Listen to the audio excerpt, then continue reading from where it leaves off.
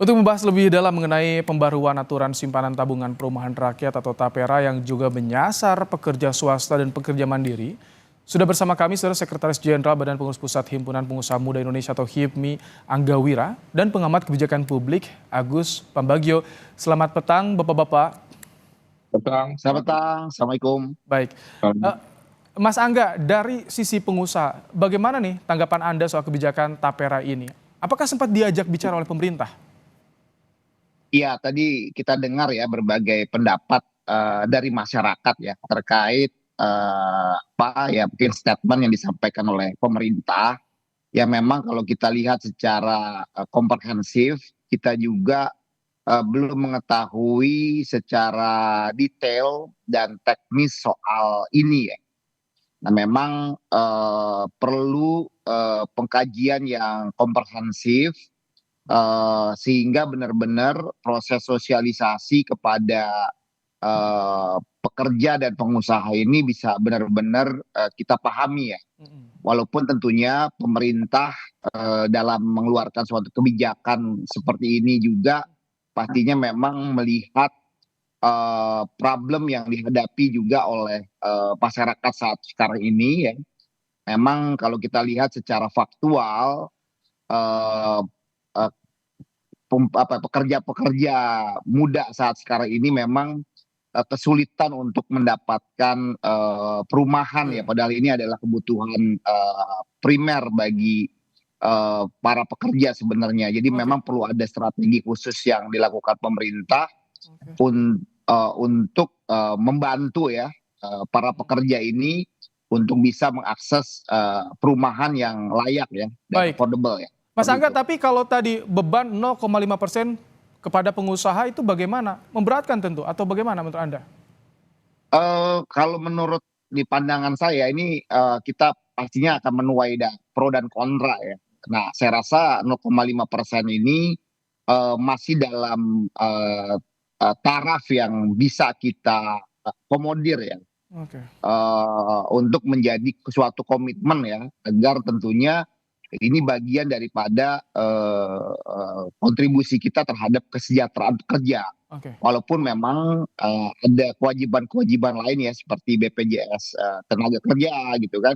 Nah ini memang perlu suatu aturan yang saling berkaitan satu sama lain ya, sehingga kita bisa benar-benar clear ya mana yang memang harus kita penuhi secara Oke. utama gitu. Baik, Pak Agus, bagaimana soal TAPERA ini mulai ramai diperbincangkan? Banyak yang ada spill sedikit soal bagaimana besarannya yang akan dipotong dari gaji pekerja, beban dari pengusaha juga. Bagaimana tanggapan Anda soal kebijakan ini? Apakah terlalu dipaksakan atau seperti apa, Pak Agus? ya publik kena prank presiden aja. Karena peraturan yang dikeluarkan kan baru PP. Pelaksanaannya bagaimana? Permennya bagaimana? Jadi pertanyaan detail publik itu yang harus dijawab ada di peraturan pelaksanaannya. Sama seperti BPJS satu harga satu tarif itu. Kan juga baru kan belum peraturannya mekanismenya bagaimana sama. Nah ini 3%, terus nanti 3% kalau saya sudah punya rumah gimana? Lalu kalau saya sudah punya mau direnovasi bisa nggak? Kapan saya bisa menarik uangnya? Kemudian kapan saya dapat rumah? Katanya tanahnya sendiri ya. Kalau kita punya tanah, kalau kita nggak punya tanah, di mana? Jauh nggak dari tempat kita kerja atau kos? Itu kan semuanya perlu penjelasan rinci sekali supaya tidak menjadikan pertanyaan masyarakat. Nah sekarang pemerintah dan presiden ini memang membiarkan daripada mereka pusing, biarnya seluruh masyarakat mikir, nanti baru kita rangkum, kan begitu kesannya. Tapi arahnya kemana? Ini arahnya ketika ada isu TAPERA ini mulai bergulir, arahnya ini kemana menurut Anda Pak Agus? Tujuannya apakah hanya pengumpulan dana untuk cadangan program pemerintah selanjutnya atau seperti apa menurut Anda Pak Agus? Ini program lama namanya Bapertarum dulu, terus berganti kulit macam-macam tapi tidak berhasil. Intinya ide awalnya dulu gitu ya, itu ketika saya diskusi sama senior-seniornya Angga itu, ya pokoknya supaya semua orang punya rumah. Gimana caranya pakai tabungan, lalu disubsidi dan seterusnya dan seterusnya. Tapi itu tidak pernah berhasil. Karena memang di kepala kita nih orang Indonesia niatnya selalu korupsi, jadi susah. Nah sekarang ini juga detailnya bagaimana? Belum kan.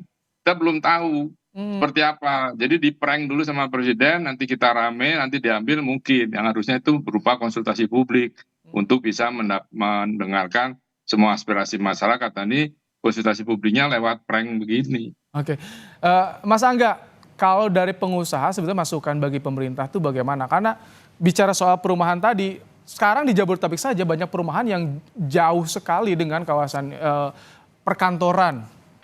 Itu kan jadi opsi juga memilih lokasi dan tenor yang panjang, tentu harga rumahnya kan makin ini juga, Mas Angga. Bagaimana masukan dari pengusaha kepada pemerintah soal ini? Iya, iya, memang karena kan memang ada problem ya.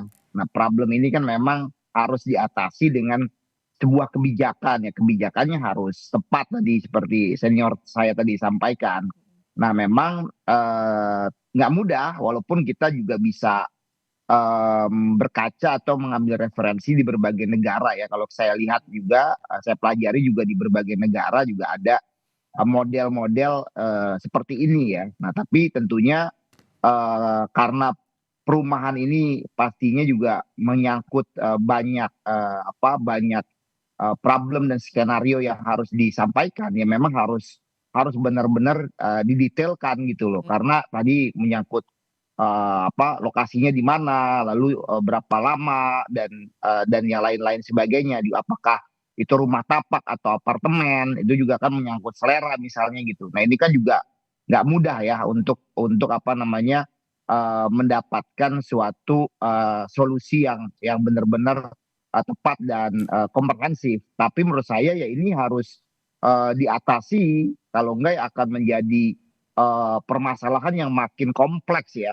Saya lihat memang khususnya di DKI Jakarta kan, kalau kita lihat kemarin di pemilihan gubernur misalnya kan banyak wacana terkait program-program perumahan ini, misalnya DP 0 rupiah dan lain sebagainya ya. Tapi dalam implementasinya kan memang nggak mudah ini faktanya ya.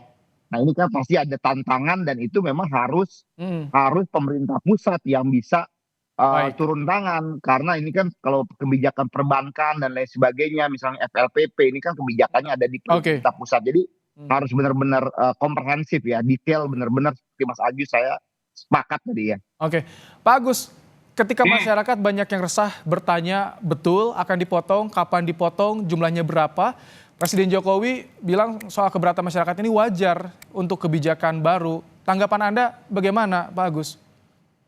Ya gini, kan untuk struktur peraturan perundang-undangan itu perlu konsultasi publik dulu sebelum menjadi undang-undang atau peraturan perundang-undangan, kemudian disosialisasikan.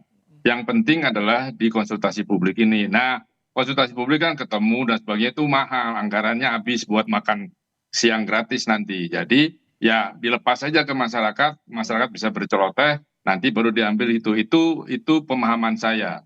Ya bisa juga salah, tapi intinya ini justru membuat gaduh di publik, ya kan? Nah, jadi sekarang bagaimana? Ya keluarkan dulu ini sama dengan BPJS yang kemarin gaduh beberapa minggu yang lalu, karena ya dikeluarkannya peraturan ujungnya di bawah undang-undang itu, tapi pelaksananya kan belum. Nah, jadi yang justru yang masyarakat semua bertanya-tanya, kalau kita monitor di medsos, itu tadi semua yang Anda sampaikan itu dikeluhkan karena nggak tahu.